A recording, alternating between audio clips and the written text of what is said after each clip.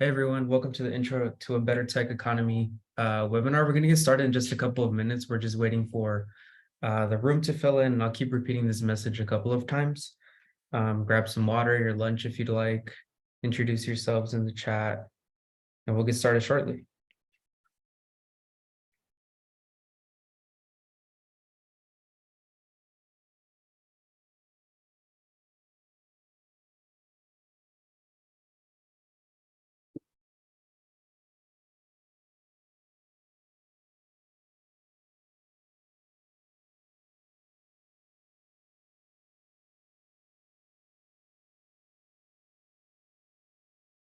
Hello to those of you that are just joining. We're going to get started in just a couple of minutes. We're just waiting for the room to fill in. We'll give it about 1 or 2 more minutes. Keep repeating this message a couple of times. Feel free to introduce yourselves in the chat if you'd like.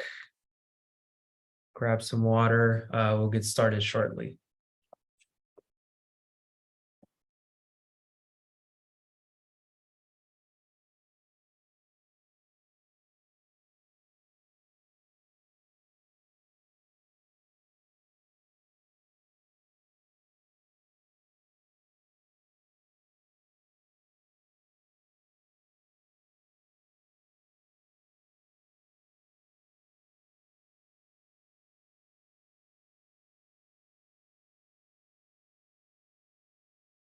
Okay, we're going to go ahead and get started. Thank you everyone for joining us today for our Intro to a Better Tech Economy webinar. I hope you all can hear and see me.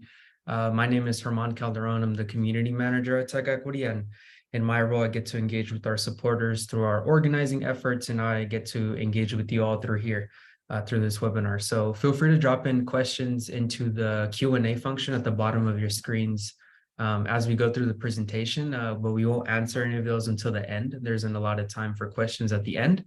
And I do want to say that the webinar is being recorded, and a copy of that recording will be sent out to you afterwards via email. So in case you missed something, you want to share it with someone, you'll get a copy to that link afterwards. So a little bit about what we're going to cover today. We're going to talk about the community's tensions with tech. We'll talk about some bad policy choices that have predated tech's arrival, a little bit about how tech equity fits in to combat some of these issues, and we'll talk about some solutions we've identified that can help support to ensure that our economy works for everyone.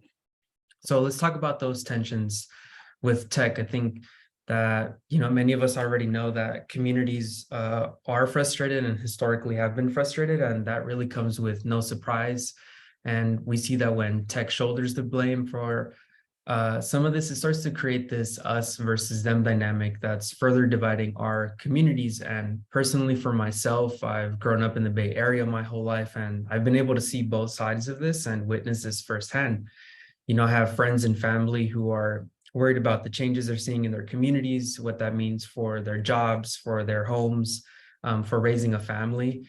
But also have friends and family who pursue jobs within the tech industry, and they've found lots of success for themselves and their families alike. And unfortunately, as the tech sector continues to expand, especially accelerated by remote work in the last couple of years into other cities across the country, we're seeing that many of the inequities experienced here in the Bay Area are beginning to replicate elsewhere.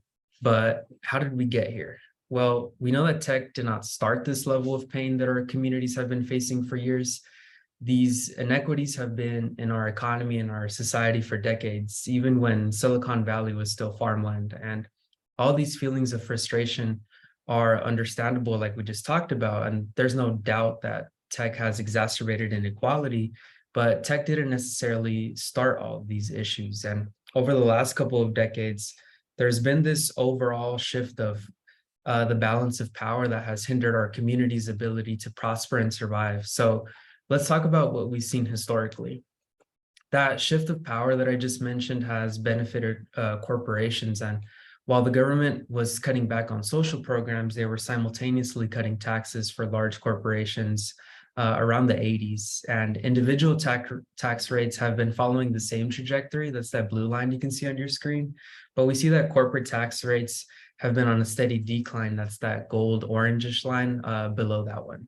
And just to put it in perspective, in 2019, 49% of our tax revenue, around $626 billion, was collected from individuals, and only 5%, around $59 billion, came from corporations.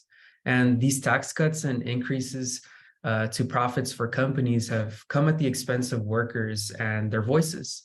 And we know that corporations have this long history of suppressing worker power and worker voice. And there are numerous accounts of union busting and strategic attacks that we're seeing on worker-centered organizations that have only reinforced this profit over people approach. And a combination of all this has led to a shift in power that's still disproportionately impacting people in our economy today. And corporations have begun to flex this shift in power by entering communities and buying up apartments and homes in an effort to maximize profits. And we're seeing that corporations' bad practices as new landlords through things like inaccurate background checks, predatory ownership schemes, and exclusionary lending.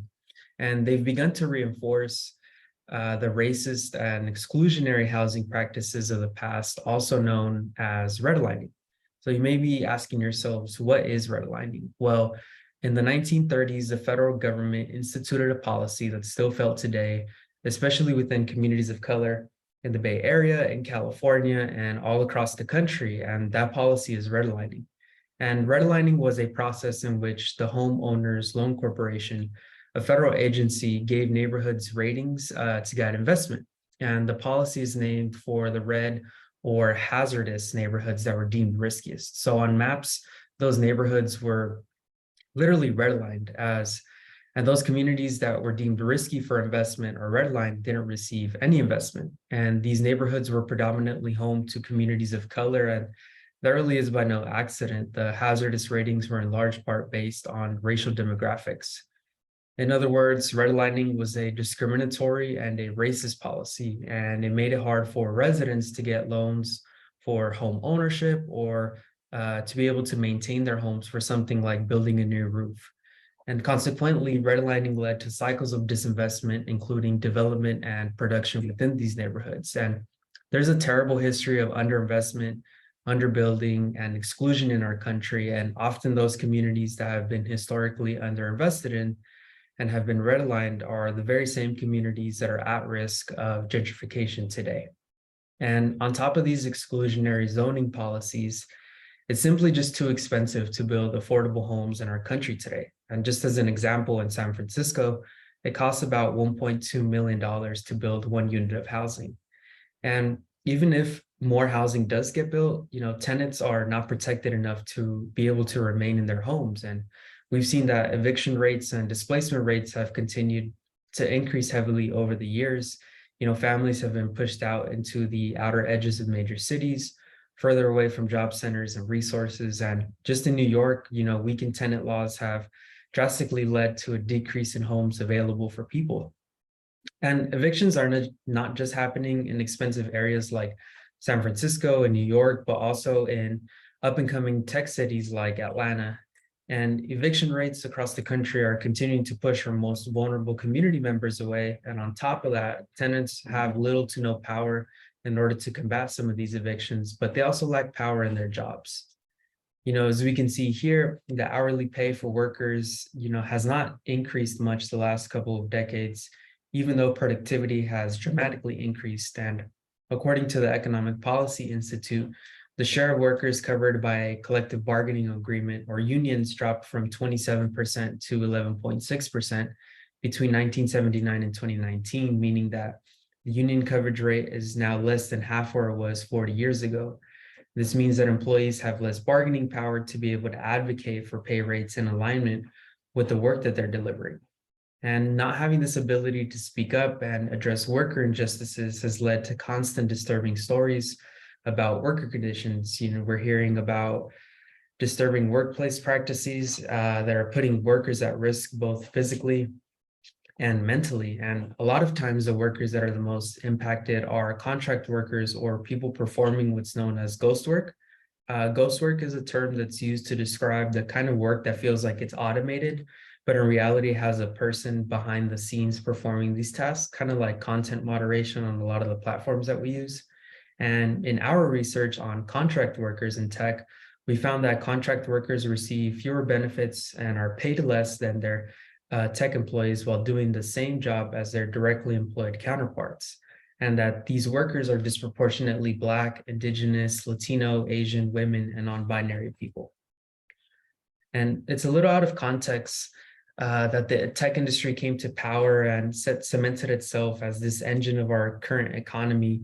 You know, the tech industry's position as arguably the most powerful sector of American business requires that some responsibility for how the economy, that it takes some responsibility for how the economy has grown and is growing. And in addition, tech should employ some business practices or create products that are directly impacting the economic health of our communities. If we look at the top companies in our economy today, tech does own a lot of the market share. There's a couple of familiar faces on there: Apple, Microsoft, Google, Amazon. And like we talked about, tech didn't create social and economic inequity in the United States, but it does have a role in worsening inequity, and it has a responsibility to help fix it. At TechEquity Collaborative, our community of tech workers, activists, community members, and advocates have the civic power to help rebalance that power within and outside the tech industry. And we identify and uncover overlooked issues of inequity so you can champion for some of their solutions. So how does tech equity work? Well, our goal is to change the conditions in which the tech sector is growing. We believe that effective structural change will eliminate a culture and policies that have institutionalized institutionalized inequity, leading to stronger and more resilient communities. And we help our communities approach these big problems and engage in system change in three major ways. So our programs educate you about the most critical civic issues where you live. And we do this in a variety of ways. We host book club discussions, panel discussions with experts on certain topics. We host webinars such as the one you're on today. We produce voter guides around election season. We produce, white papers, reports on research topics. And we also advocate for public policy that rebalances the power and builds economic equity. And a perfect example of that's the Tenant Protection Act of 2019, which we work together with on-the-ground organizations and state legislators, which now helps extend protections to 8 million California renters, preventing unjust evictions and price gouging of rents. After that legislation was passed, we worked with a couple of tech equity volunteers to produce a website to help people understand if their rent increase was legal or not, and how to get resources from that. That website's still live. It's called tenantprotections.org, and it's already been used by thousands of renters here in California.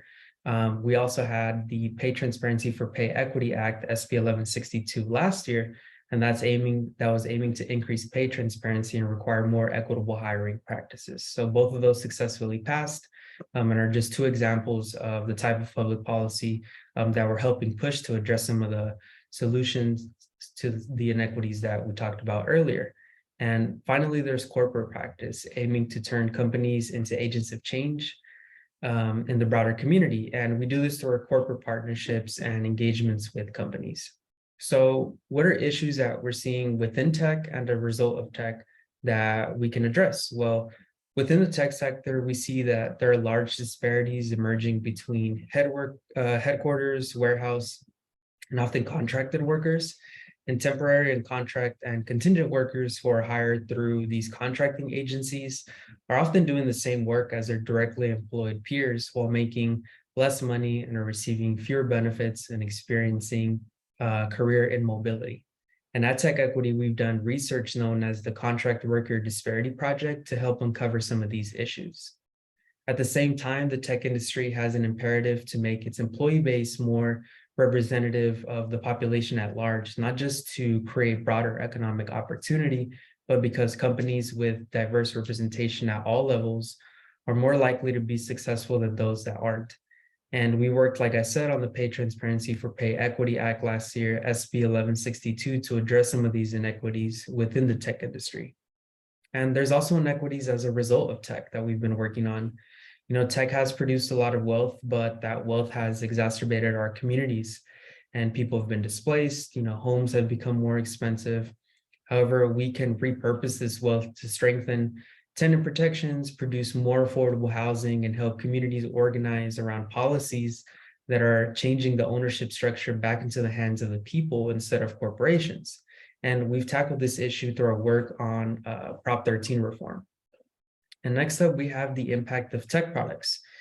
Prop tech is accelerating the corporate takeover of the single family starter homes and renting at a mass scale. And these new companies are venture backed and digitally enabled, and they play an increasingly influential role in our economy, from new modes of housing construction to automated home buying. These tech-enabled companies are promising to scale to massive market share and reap higher evaluations along the way. So we have to be thoughtful about how we can work with companies to not reinforce these biases in their products, such as redlining, like we talked about. And we're working already on this through our Tech Bias in Housing initiative.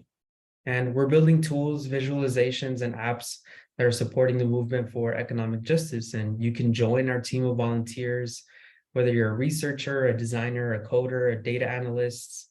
You can help address some of these tough problems and share your skills. So, like I said, we've had volunteers in the past help us build a website, tenantprotections.org, to help out renters, see if their landlord's rent increase was illegal and how to get help. So this year, our key initiatives really begin with the Contract Worker Disparity Project, first of its kind worker-centered initiative that sheds the light on the practice of contracting out and proposes and advocates for public policy solutions and partners with companies to adopt responsible contracting standards. We also have the Tech Bias in Housing initiative, examining the promises and perils of housing technology. We aim to ensure that the technological innovations in the housing space do not reinforce the racist housing systems and policies of the past. And finally, we have the Housing Data Initiative. So passing good policy is meaningless if those policies aren't implemented well. And together with our coalition partners and our government officials, we're identifying where tech can be a lever for smart policy implementation. And we enlist tech workers to build these tools to move us from talk to action. So you may be asking yourselves, what can you do today? You can sign up to become a civic tech volunteer. Like I said, if you have those skills and you have a couple hours every week that you'd like to help out on a project, we have room for that. You can contribute to the organization, with a monthly donation, or you can join me for a one-on-one conversation. I do offer one-on-one conversations via Zoom. It's just an opportunity for you to chat one-on-one with someone from staff, ask any direct questions you may have, in a little bit of a more intimate space. And you can also check out our next events. So we host tons of events, like I said, and we also have recordings to all those events on our website. If you're interested in looking back at some of the issues we've covered and check out some of the great panels that we've had. So I'm sure that was quite a bit of information. So I'm going to just pause right here for about a minute or two and see if there are any questions. Like I said, if you have questions, put them into the Q&A box. If you think of a question later, feel free to reply to that follow-up email, and I'll be happy to answer that question as well.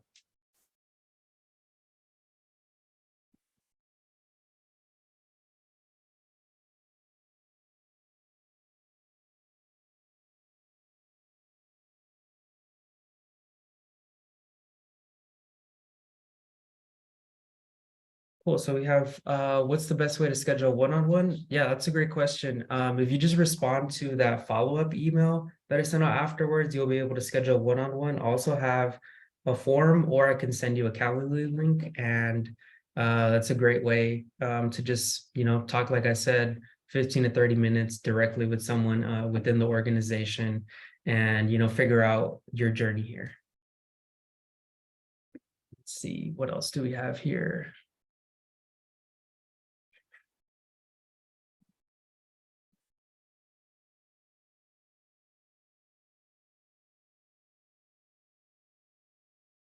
We have a question from Nathaniel. What approaches have you done to address small tech before these companies get big, especially since many of these are usually founded by former big tech employees? I mean, that's a great question. We've had in the past a lot of smaller companies and orgs just reach out to us. Like I said, that responsible contracting standard is something that's like new for us that we're trying to pitch to companies. We've had we've done corporate engagements where we've gone into companies and presented with companies, kind of a similar presentation to this to kind of get that education and issue awareness out. And then we've also had individuals from companies, participate with us, get a little bit more involved on civic engagement, on checking out some of our research, and then, like I said, participating in those civic tech volunteer opportunities. And a lot of times those people are able to talk about our organization or bring in more people from their company into our organization as individuals and kind of just get that ball rolling with them. So we've, participated with companies internally, on a larger scale, but also with individuals just as they're signing up naturally to participate with us and get to know a little bit more about us. Cool. So not seeing any more questions, which is totally fine. I want to thank all of you for, joining me today during your lunch hour to, learn a little bit more about TechEquity Collaborative, learn a little bit more about the work that we do, some of the issues, and how you can participate. Like I said, there will be a follow-up email with a link to the recording and a couple other links to some of the things that I mentioned today. If you have any other questions, I'm happy to answer them. If you just reply to that email, be my direct email. And then also if you want to schedule a one-on-one and, ask some of those questions in person, if you want to just talk about the organization a little bit more in depth or see how you potentially fit to engage and participate with us, I'd love to have you on a one-on-one. All that information will be in the follow-up email. I want to thank you for joining us today, and I hope to see you at a future event or a future volunteer opportunity. And thank you in advance for your support. So thank you, everyone. Have a great rest of your day. Have a great weekend.